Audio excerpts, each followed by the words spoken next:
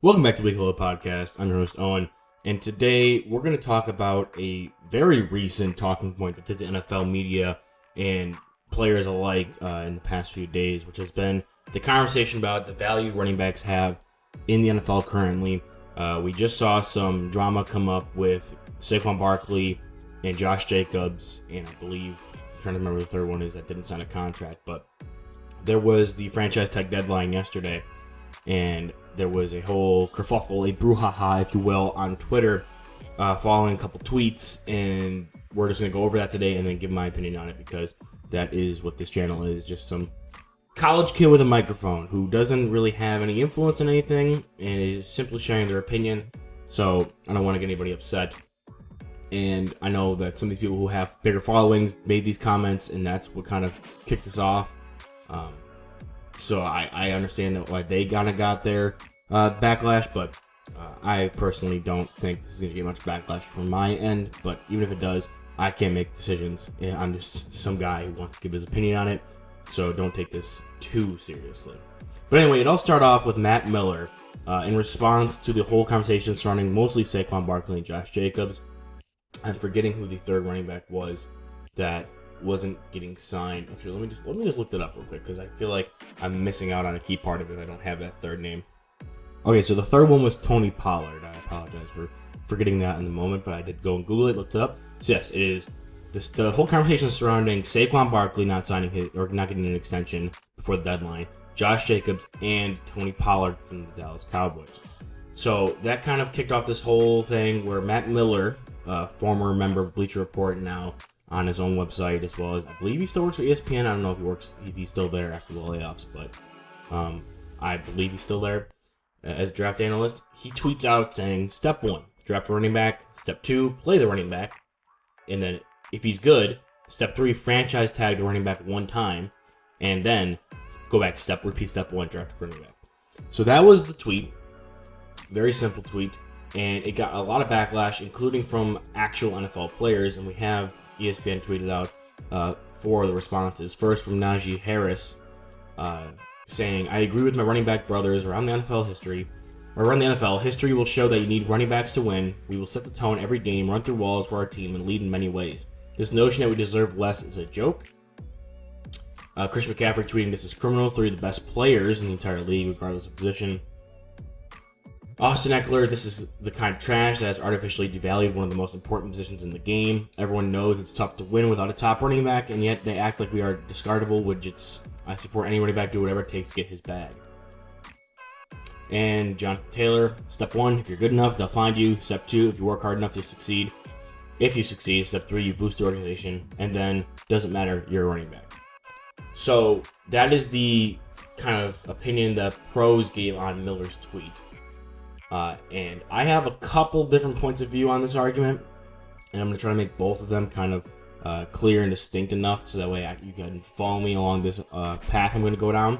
And first is in support of Matt. I've been a fan of Matt since he left Bleacher Report, and I understand where his tweet is coming from. He's not the one who made the rule. It's just kind of what the accepted meta is for the NFL right now, is that running backs, because of how physical the position inherently is and how stark of a physical fall off these players get, the NFL is really kind of siding on the fact that we're not going to pay somebody who we think, all this money when, even though it's an important position on the field, we don't know how long this will be, their top peak, or they're going to hit 1 year or 2 years of high production and then fall off because physically they can't really hold up to it. Now you get examples like Adrian Peterson in the past, who played at like 35 at the running back position. But traditionally, it's like once you hit 30, that's kind of like you're retiring as a running back. Like you're on the downslope after 30. I know there's been advancements in like sports health technology and different methods of keeping the body healthy and young. But for running back specifically, it's really hard to mitigate, what happens with the position itself. Like you can do all these new sports technology things with quarterbacks and even wide receivers to a certain extent. But because they don't get hit, they're not grinding every single play, getting smacked around as much as a running back would. Even though they're not getting the ball, they're blocking, they're going out for a pass and doing physical chip blocking on their way out, stuff like that. They're constantly in contact. And teams have tried to nullify this by making a running back by committee thing. Even with number one guy, they definitely try to sub him out as much as possible, more often than obviously quarterbacks, even number one wide receivers. So you see teams trying to accommodate for this physical toll, but there's only so much they can do. So I am in defense of Matt by he just said, like, he said a fact of life right now in the NFL. Doesn't mean it's a correct fact of life. He said it like it actually is. Now it has 17.2 million interactions or traffic on it, this tweet. And like I said, a couple different pros came after him and said it. And I want to talk about what they said, really. Chris McCaffrey talking about how these are the three of the best players in the league, regardless of position. I think that's generally correct. Like Saquon Barkley and Josh Jacobs are definitely high talented players. Tony Pollard is one as well. He's just a little less proven. And with the Tony Pollard situation, I think it's a little more understandable because he just broke his leg and he had a serious injury he's got to come off of. So the team wants to, kick the can down a year and see where he's at physically post, major injury. It's business. It's how a business decision had to be made. Same thing kind of with Saquon Barkley, where he wanted, running back market setting numbers, and the Giants were like, well, you have a history of injuries, even though you're really good and a big part of this team's success. We want to see if you could put together 2 back-to-back healthy seasons before we invest that much money into you. Now, I know that Daniel Jones doesn't get, Saquon was just because of injury luck in history. Whereas, Daniel Jones got paid even though what he should really be weighted on is just skill level. And that's kind of where the divide between quarterback and running back is. But there's only so many people who can play quarterback. If you can't play quarterback, there's a select few that go to the NFL to be a starting quarterback. You can't really afford to jip out on that and then go into a quarterback purgatory where Tyrod Taylor's your starter again. And even though you have a healthy Saquon Barkley, you're probably not going to win a lot of games like that. But anyway, regardless, and Josh Jacobs, I think Josh Jacobs is a little less understandable because he's been consistently good and hasn't really been as injured as the other two have. So I feel like I would have paid him first of any of those three, but the Raiders, who are not a good team, probably didn't want to invest that much money into a position that, like we said, is kind of one where after a few years, it's understandable to move on from even a good player in the position. I do want to focus on Najee Harris's comment here, where he says, history will show that you need a good NFL running back to win. They set tones every day, run through the walls, and etc. So I went through and I looked at, I went through the past however many Super Bowl winners and tried to find a Super Bowl winner in the most recent history that had a 1,000-yard rusher in the regular season before coming to the playoffs. Now, I'm not going to speak on what the running backs did in the playoffs or in the Super Bowl itself because that's so variable because it's such a short period of time that I want to just touch on, are these running backs actually good? Or, I looked at the scenarios that involve this and why they didn't have a 1,000-yard running back or stuff like that. So we start with the 2022 Chiefs. Isaiah Pacheco started 11 games, had 830 yards and 5 touchdowns. He was good, 7th-round rookie. They also had Clyde Edwards-Helaire starting the other 6 games, having 302 yards. But, Patrick Mahomes was the second leading rusher on this team. I wouldn't really say that running the ball was, the calling card for this team. But, they have an elite quarterback, the best in the league. Kind of excuse that one.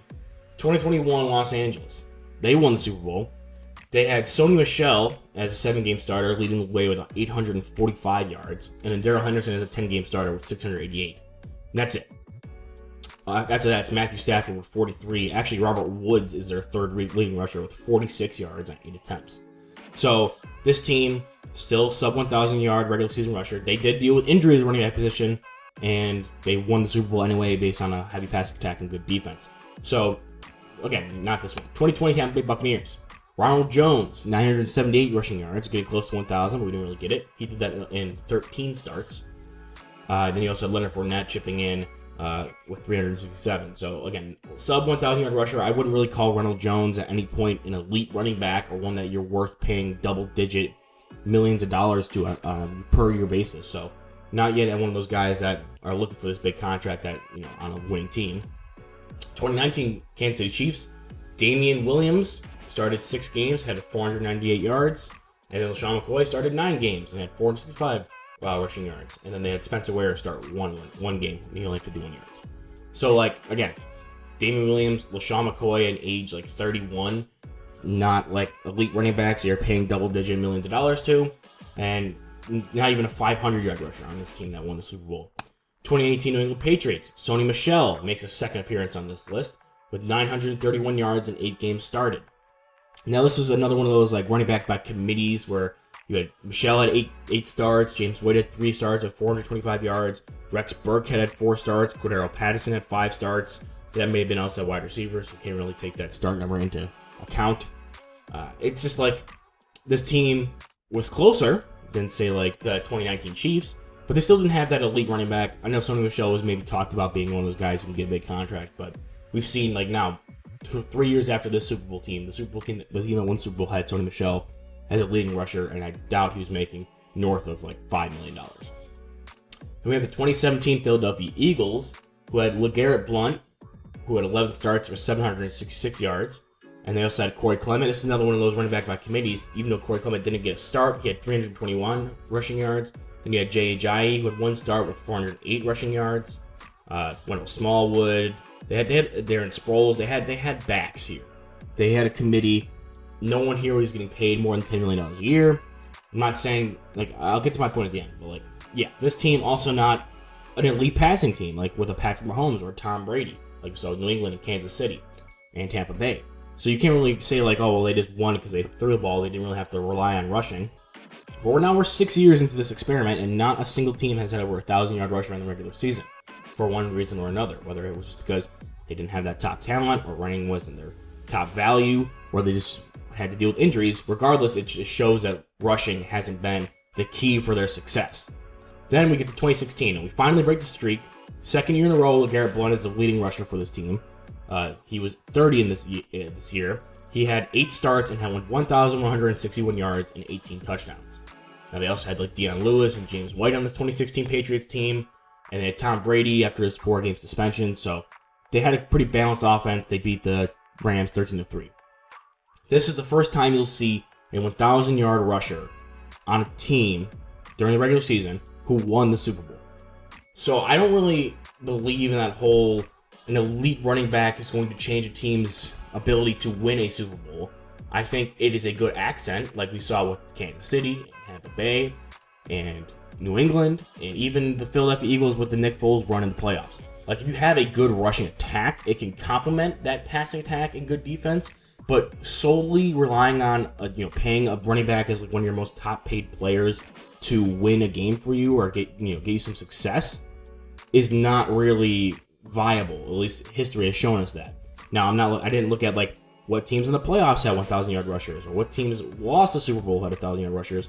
I specifically looked at Super Bowl winners, which I know has a little bit of luck sprinkled into it as well. It was just kind of one variable that kind of goes against Najee Harris's statement. So we're just gonna look at that. So I am in one part in defense of Matt, in defense of the NFL, that this is a business. These are very quickly depreciating assets, and that you need to capitalize on it, but it's on like a good running back when you can and at a cheap price, because once it gets kind of look at it like I said, a business model where as the price starts to increase on it, your return on investment gets lower. Even though their skill level doesn't drop off, their skill level per dollar basically starts to decrease when you start paying them more. And as a business, as a team that's trying to win, it just isn't indicative to winning at least Super Bowls in the last 7 years.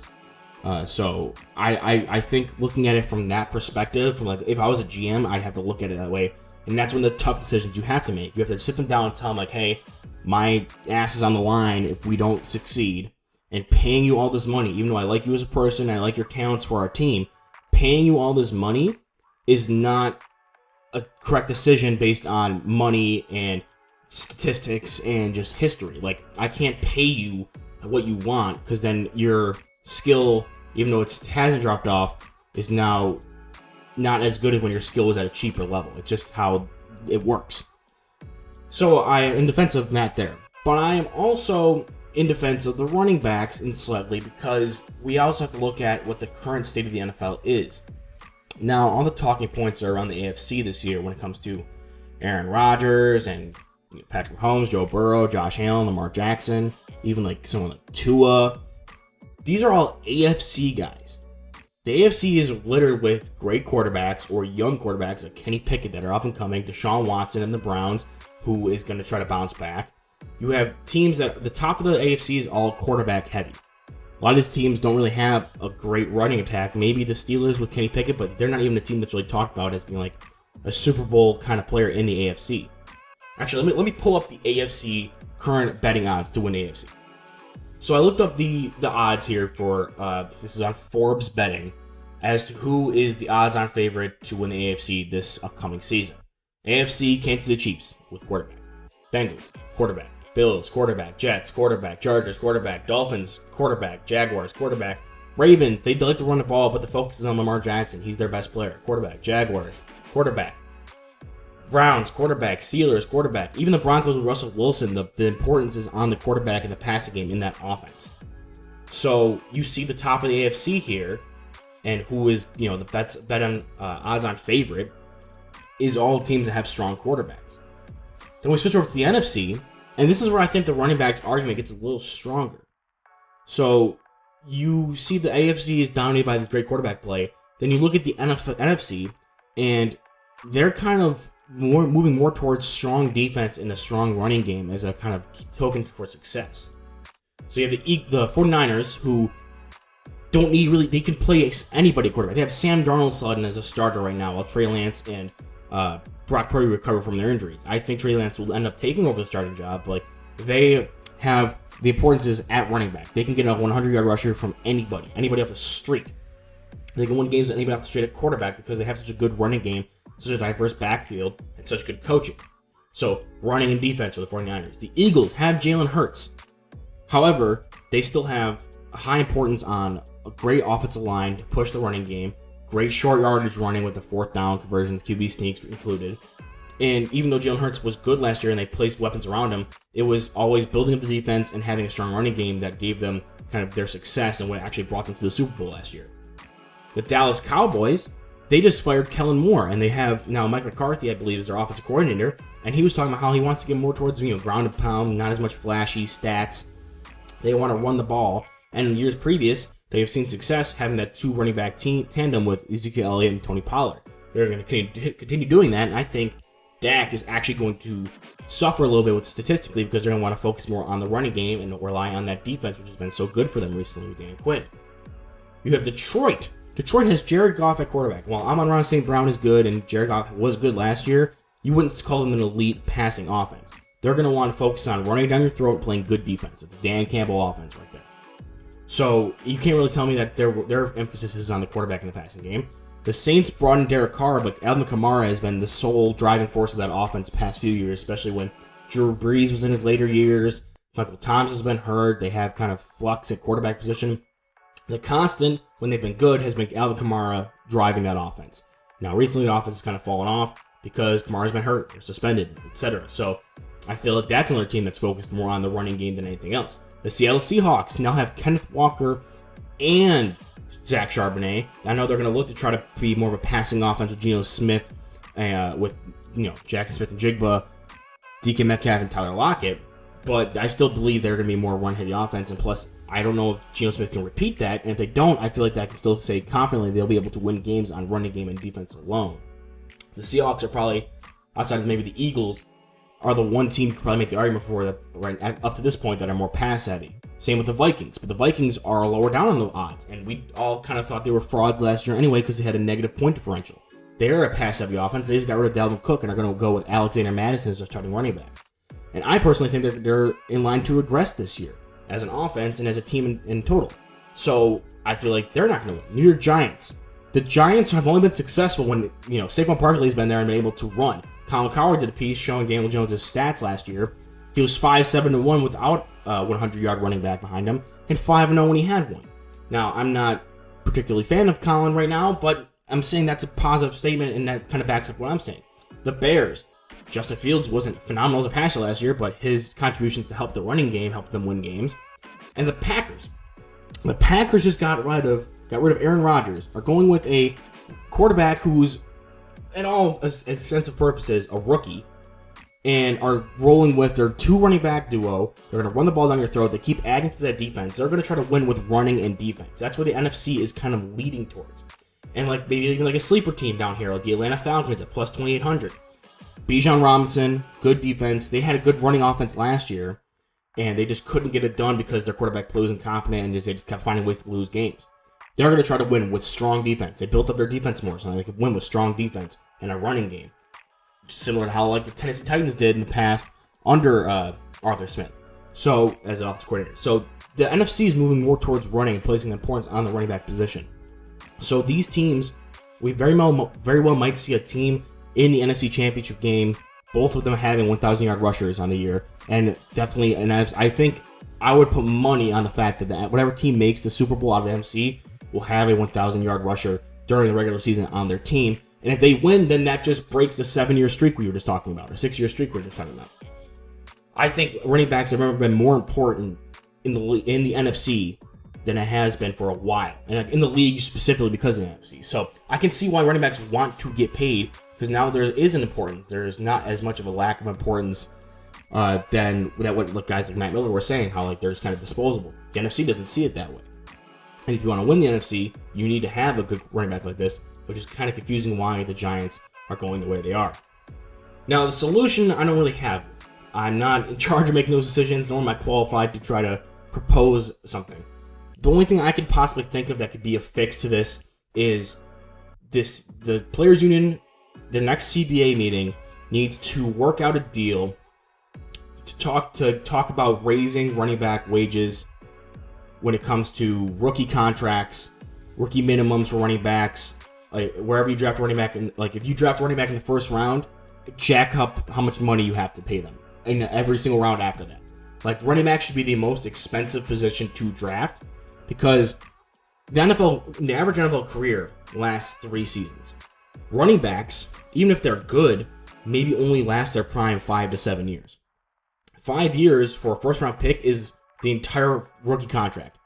And that's where the issue comes in with like Saquon, Josh Jacobs, is that once that rookie contract is up, they no longer will get paid because people are like, oh, you're past your prime, or you only have like 2 seasons left. So jack up the money on that rookie contract, so that way they get their money early on when teams are, betting on them being healthy and young and still good without falling off. And then when they get to that second contract, they've already made their money. So them making less money on that second contract when teams are less willing to give them that is less of an issue than it is right now. That's one solution I have. I'm particularly fond of it, but I also thought of it in like 10 seconds. So it's probably some nuances I'm not thinking of. Also, if you're a college coach or even a high-level high school coach, and you have a star running back that wants to go on and play in the NFL, you need to sit them down and tell them, like, hey, you're great, and I'm glad you're playing for our team, but you need to go into this understanding that like the position you play is not super valued outside of your youth. So if you really want to be at the next level, and I think you can play at the next level, if you want to get to that level, you need to understand that you need to make the best of your opportunity right away.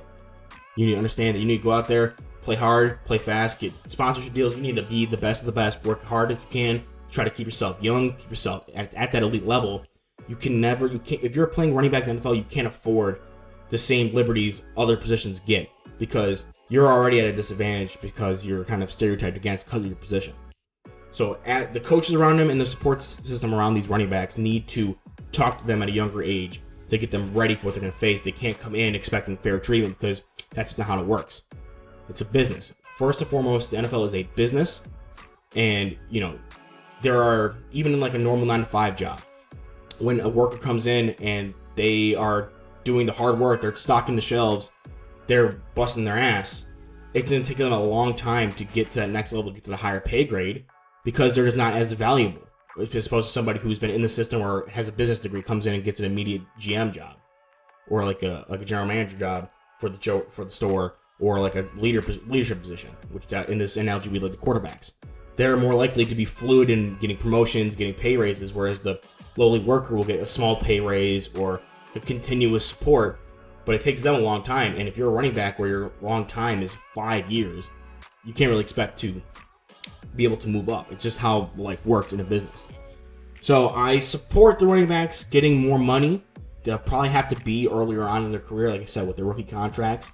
And I also support their support systems, getting them ready to have to face this come when they get to the pros, especially college support systems specifically. They need to talk them up and tell them, like, hey, you need to succeed right away, and you need to stand top of your body. You cannot slip up if you want to make this money. You can't go into it thinking it'll be easy. You can't go into it thinking you're a quarterback. It's kind of the message you got to send to them. But I also support that the NFC is going more running back heavy now. So who knows? Who knows where this will shift come even this time next year. So that's my opinions on the whole running back situation going on in the NFL right now. I really wanted to talk about this because I felt like it was topical. Plus, I had some opinions on it in both ways, as well as some solutions, maybe. But if you liked it, check out more podcasts. I'll be back next week with another podcast, as well as check out some of the other videos I've been making, like the top 10s and things like that. So I'll see you guys in the next one.